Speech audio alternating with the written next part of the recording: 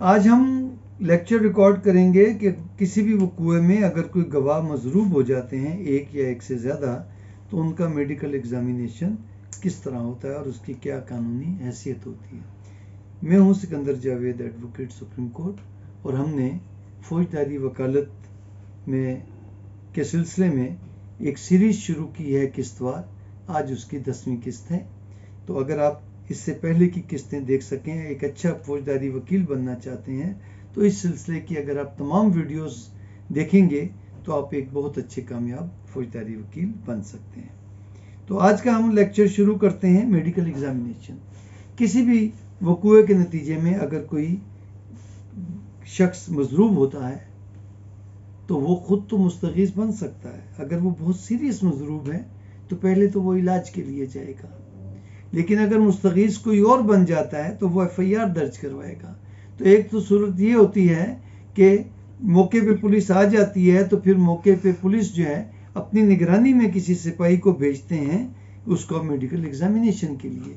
جب وہ اپنا ہسپتال پہنچتے ہیں تو ایک فارم ہوتا ہے گورنمنٹ کی طرف سے چھپا ہوا میڈیکل ایگزامینیشن کا، اس کے کالمز ہوتے ہیں، اس میں نمبر ہوتا ہے، میڈیکل نمبر فلاں، تاریخ فلاں، کس وقت مضروب آیا ہے، اس کے ساتھ کون کون لواحقین آیا ہے یا پولیس والا آیا ہے، کس وقت وہ پہنچے ہسپتال، اور میڈیکل ایگزامینیشن کس وقت ہوا ہے۔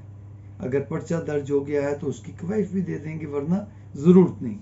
تو ڈاکٹر اپنا نام لکھتا ہے اور تمام پھر ضربات کی نوعیت لکھتا ہے کہ چھری کی ضرب ہے، کتنی چوڑائی ہے، کتنی لمبائی ہے۔ اب اس میں ایک چیز یاد رکھیں کہ اگر مضروب کی حالت بہت سیریس ہے تو وہ کسی بھی ہسپتال میں لے جائیں تو ہسپتال والے ان کو یہ نہیں کہہ سکتے کہ ہم جو ہے آپ کا میڈیکل ایگزامینیشن نہیں کرتے۔ وہ اس کو ایڈمٹ کریں گے، اس کا علاج کریں گے، اور اگر ان کو میڈیکل، وہ سرکاری ہے ہسپتال، تو ان کو میڈیکل جاری کریں گے۔ اگر وہ کوئی پرائیویٹ علاج ہے تو وہ اس کو اس کا ضروری علاج کر کے جب اس کی سنگین حالت سے نکل جائے تو اس کو پھر سرکاری ہسپتال بھجوا دیں گے۔ یہ میڈیکل جو سرٹیفکیٹ ہے یہ کوئی سرکاری ہسپتال ہی جاری کر سکتا ہے، پرائیویٹ ہسپتال جو ہیں میڈیکل سرٹیفکیٹ جاری نہیں کر سکتے۔ اگر فرض کریں اس کی حالت بہت سیریس تھی، اس کو ایک پرائیویٹ ہسپتال میں لے گئے اور وہاں علاج کے دوران اس کی ڈیتھ ہو گئی، تو اب پوسٹ مارٹم ہوگا، لیکن اب جو پرائیویٹ ہسپتال میں اس کا جو علاج ہوا ہے، اس کی جو ٹریٹمنٹ ہوئی ہے، اس کی اہمیت کیا ہے؟ کیا وہ بطور گواہ پیش ہو سکتے ہیں؟ بالکل ہو سکتے ہیں۔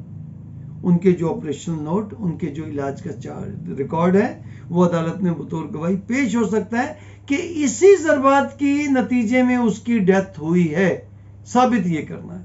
تو اب میڈیکل ایگزامینیشن پہ ہم آ جاتے ہیں۔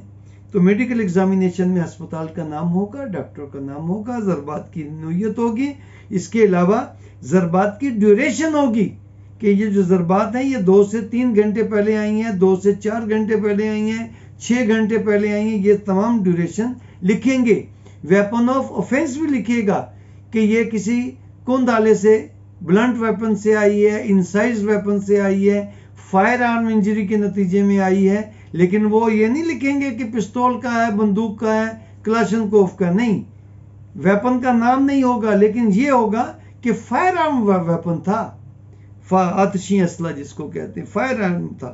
اس کے بعد اگر میں جس بعض اوقات کچھ صورتوں میں ایسے کہ بہت سنگین نہیں ہوتی اور میڈیکل نہیں کرتے اپنا ہسپتال والے، تو پھر علاقہ مجسٹریٹ کو آپ درخواست دے کے کروا سکتے ہیں اگلے دن، اسی دن، اگلے دن۔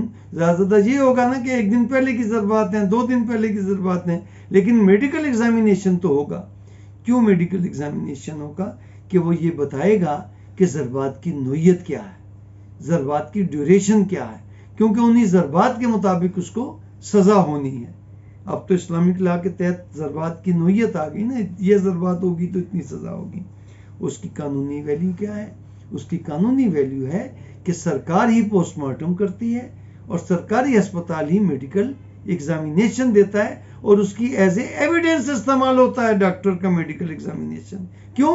کہ اس سے ثابت ہوتا ہے کہ اس کو ضرب لگی اور جو ضربات لگی ان کی نوعیت یہ تھی اور ان ضربات کا یہ جرم بنتا ہے اور اس جرم کی یہ سزا ہے.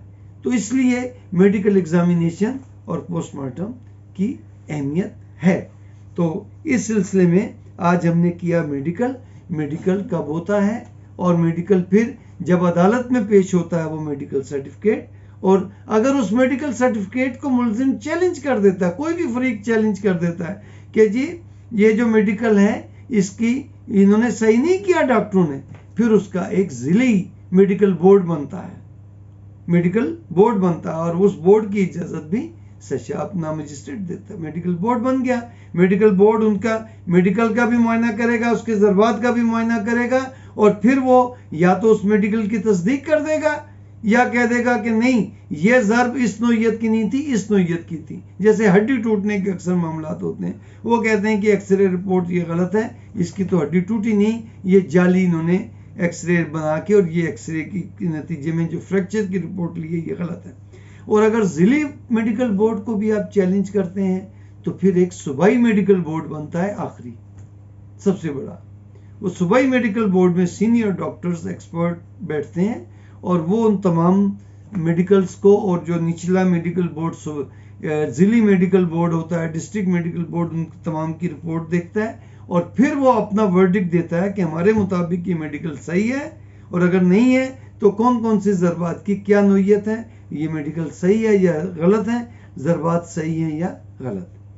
تو آپ کا کوئی سوال ہو اس سلسلے میں تو کمنٹس میں ضرور کیجیے گا، اور ہمارے چینل کو سبسکرائب کریں اور گھنٹی کا بٹن بھی دبائیں تاکہ ہر نئی ویڈیو آپ تک پہنچ سکیں.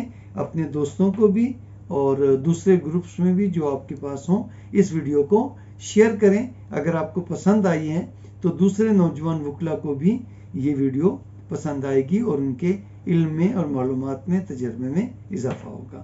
بہت بہت شکریہ.